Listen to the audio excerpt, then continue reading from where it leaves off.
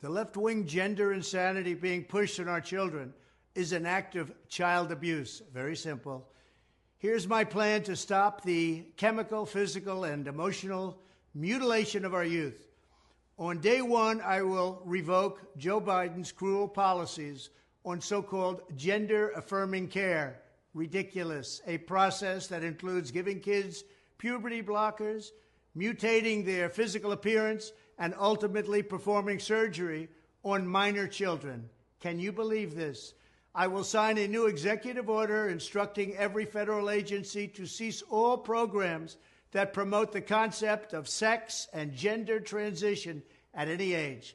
I will then ask Congress to permanently stop federal taxpayer dollars from being used to promote or pay for these procedures and pass a law prohibiting child sexual mutilation in all 50 states. It'll go very quickly. I will declare that any hospital or healthcare provider that participates in the chemical or physical mutilation of minor youth will no longer meet federal health and safety standards for Medicaid and Medicare and will be terminated from the program immediately. Furthermore, I will support the creation of a private right of action for victims to sue doctors who have unforgivably performed these procedures on minor children. The Department of Justice will investigate Big Pharma and the big hospital networks to determine whether they have deliberately covered up horrific long-term side effects of sex transitions in order to get rich at the expense of vulnerable patients, in this case, very vulnerable. We will also investigate whether Big Pharma or others have illegally marketed hormones and puberty blockers which are in no way licensed or approved for this use.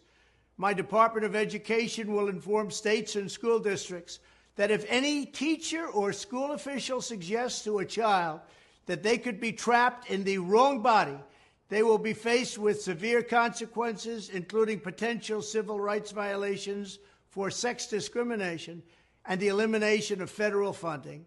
As part of our new credentialing body for teachers, we will promote positive education about the nuclear family, the roles of mothers and fathers, and celebrating rather than erasing the things that make men and women different and unique.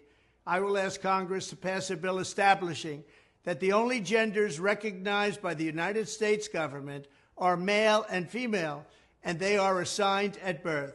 The bill will also make clear that Title IX prohibits men from participating in women's sports, and we will protect the rights of parents from being forced to allow their minor child to assume a gender which is new and an identity without the parent's consent.